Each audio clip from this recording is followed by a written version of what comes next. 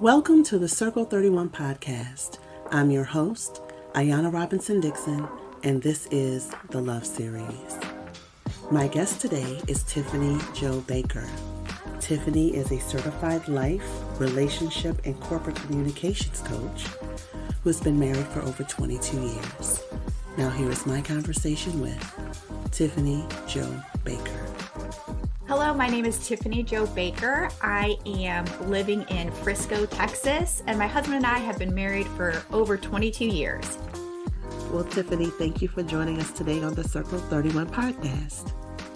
Thank you, Ayana. I'm really excited about this series, and I appreciate you having me on to share just a little bit about our journey and what we've learned. Thank you, Tiffany. My first question to you is, what are three little things that end marriages? Ooh, it's such a rich question because it's not in and of itself like the little things, but the little things that grow. So three things that my husband and I have found. We've been in marriage and family ministry really since we got married, and had the pleasure of learning over the years, right? When you're married, you learn, and working with couples. And these three things kept popping up. And then we also found these three things in literature by some well-known Christian therapists called Les and Leslie Parrott. But the three things are unconscious roles, unspoken rules, and unmet expectations. Wow. So let me break that down just a little bit. Yeah. So these are the things that you don't realize you have until somebody violates it. Wow. An unconscious role.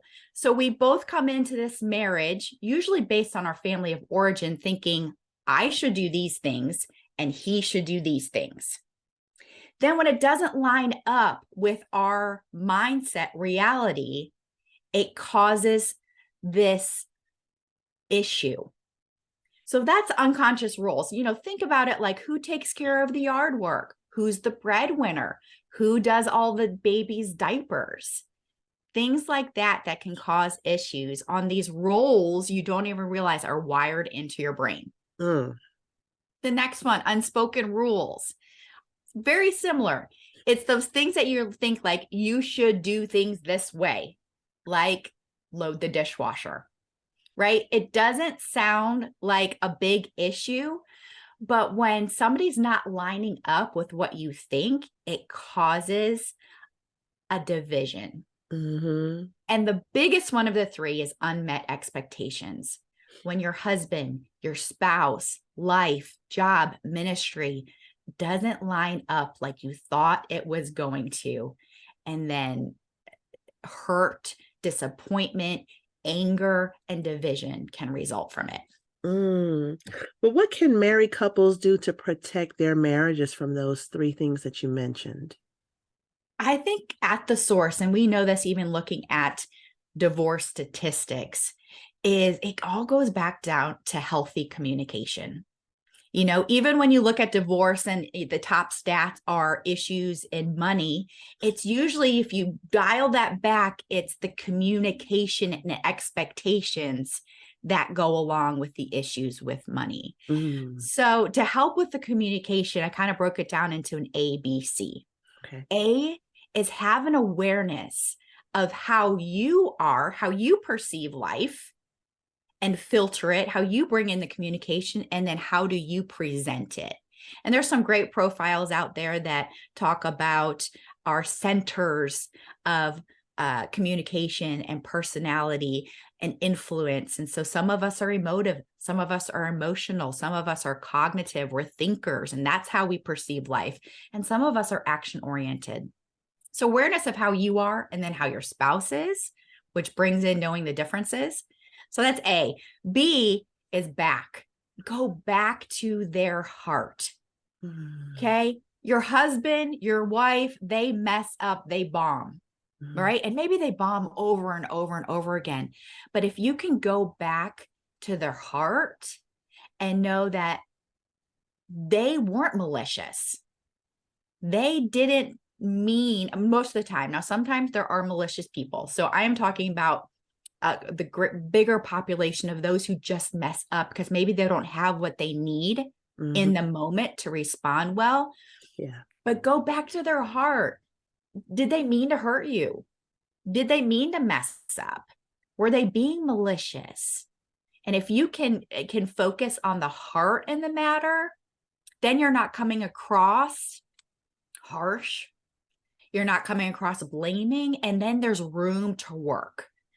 And then the C, choose your battles and fight fair. Everything doesn't have to be a battle. And choosing what matters most to deal with in each season is key. And then when you're going at it, fighting fair. Because let me just be honest, Ayana, early on in marriage, I could out talk my husband. I could out dig my husband. I could out just with my words, slice him in half.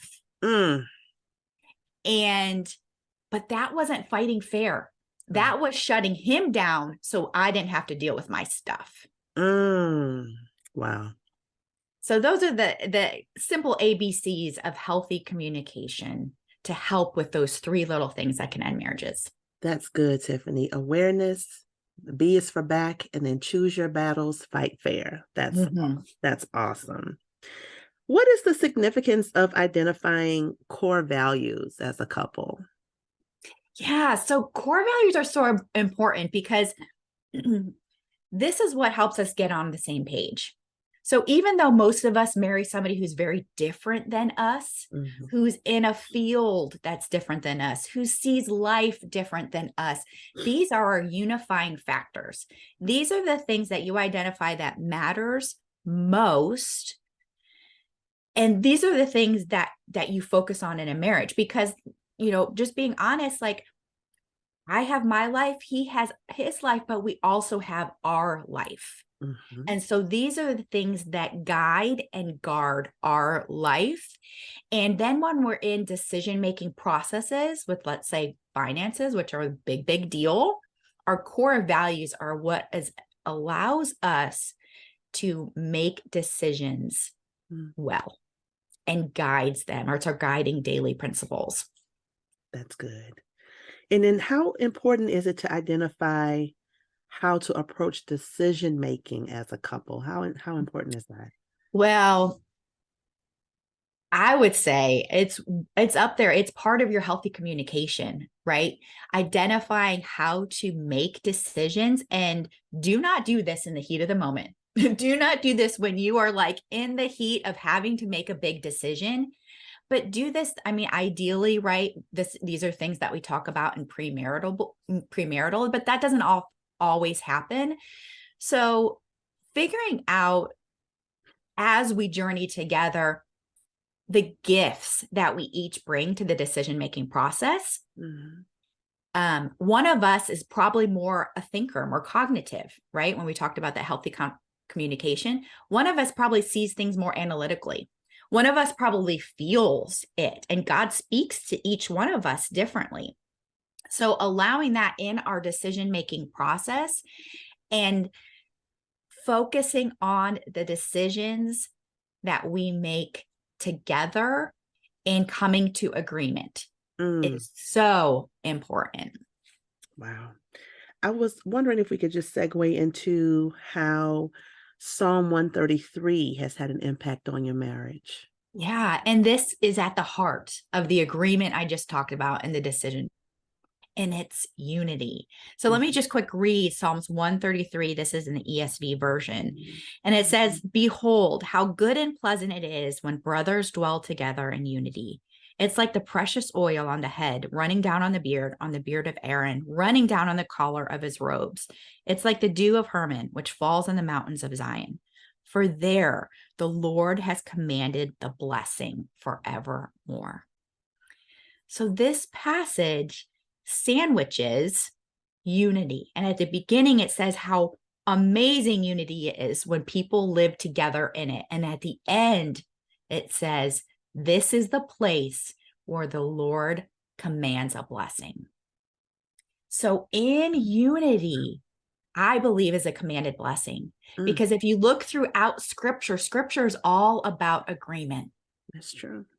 And when you look at divorce, divorce is all about division. Mm-hmm. And so at the foundation of marriage, successful relationships of any type is unity. That's why core values are important. It's focusing on what we agree on. Mm-hmm. And so unity in marriage is something worth fighting for. Wow, that's awesome. Tiffany, what lessons have you learned about unity in your marriage? How long we got, Ayana? Well, um, you know, okay, we had a big one early on, and my husband has given me, we've talked about this one on the air before, so I'm able to share. This is one of his big blunders at the beginning of marriage, but we call it the speaker story.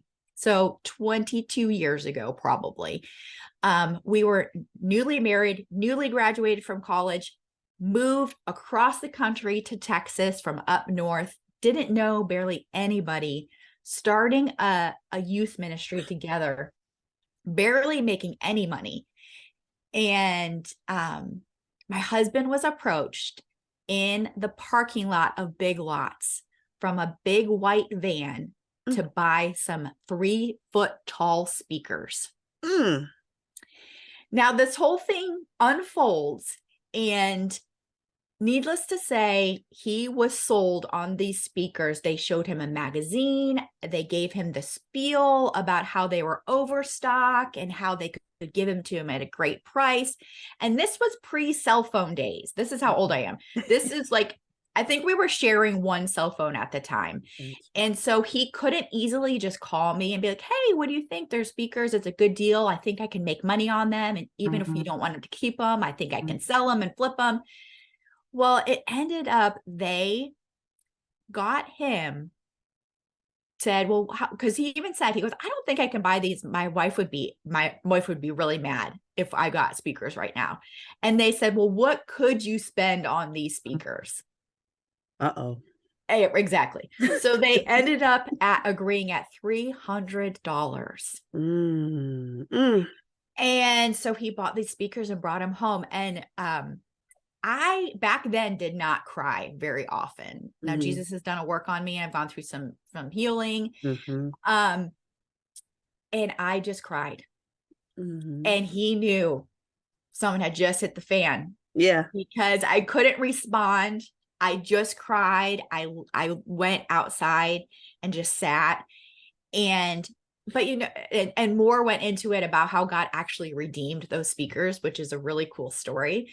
But the point of the story is that was this early on big deal that allowed us to get on the same page of our decision-making process when it came to spending money. Gotcha.